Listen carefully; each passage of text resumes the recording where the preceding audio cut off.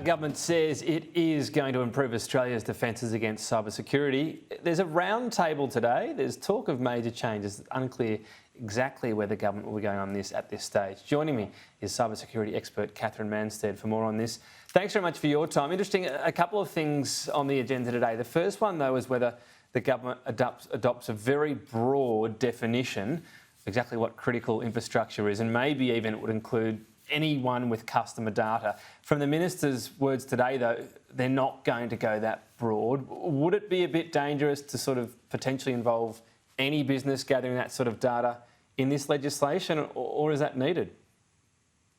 So, hi Tom, it's good to be with you talking cybersecurity. It seems to be something we do frequently these days. Look, there's a lot of proposals on the table, and right now there's a roundtable happening in Sydney with the PM and a bunch of business and security leaders to talk through some of these issues. The one you mentioned there is talking about, so we've got a range of critical infrastructure laws in this country that protect our most essential services. Basically, it's keeping the lights on, if you will, making sure that the services Australians need that power our economy and our society function when we need them, how we expect them to function. That's a pretty important task. That's what those critical infrastructure laws provide us. Of course, the cybersecurity problem set is much broader than that. It extends to Australians' privacy. It extends to protecting customer information. Of course it does, but there are different regimes that we have to do those different things.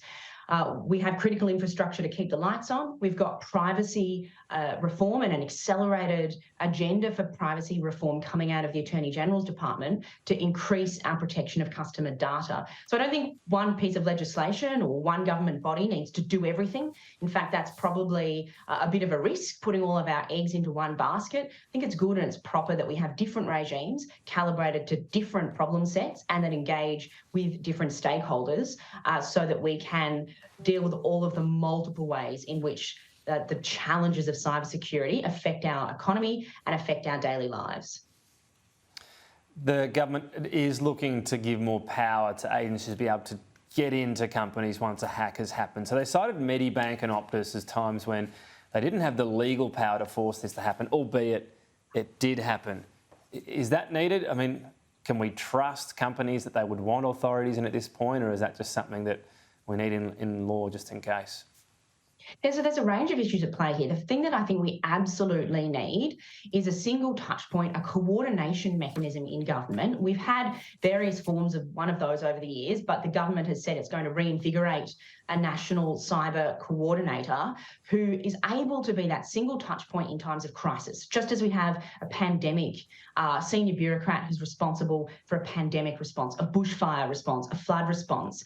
That's essential because it's a way to marshal government's scarce resources around a cyber response to help industry know what it should be doing, to communicate to the public what's happening, to bring to bear all of the different parts of government, the intelligence agencies, the law enforcement agencies who have a dog in the cyber fight when a major incident happens. That's a really welcome and important move, I think, from government to put emphasis back on there. I think we need to be a little bit careful, though, with imagining that government is going to come in on its white horse and fix cyber incidents when they happen. Ultimately, a lot of that heavy lifting is going to have to happen in the private sector in terms of preparedness before a cyber incident happens, and then running point even in the midst of a cyber incident, because no one knows an organisation's systems, equities, where its data is, how to defend it, like that organisation itself will. And also government can't be in multiple places at once. If you think about a major incident that has cascading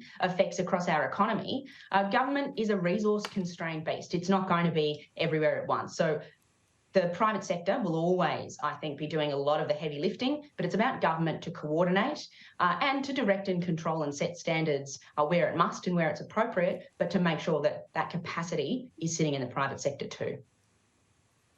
I guess I'm used to a lot of stats in this area. 33 billion a year is apparently what cybercrime costs us. Is there any way to quantify what we pay for that deterrence, and is it skewed? Is it still nowhere near enough?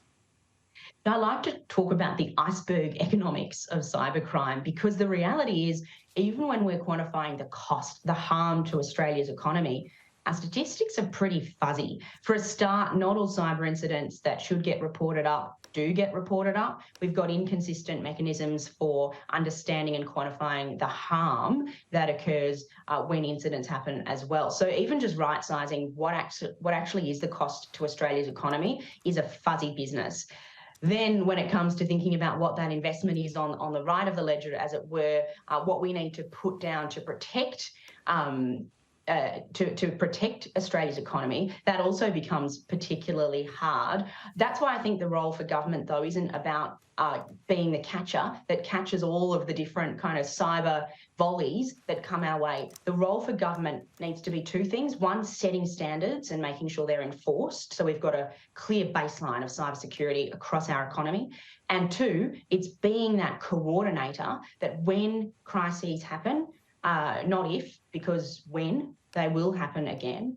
Government has a depoliticised, clear, coordinated approach to supporting industry and supporting itself through cyber crises. Always a lot to unpack and always right on top of it.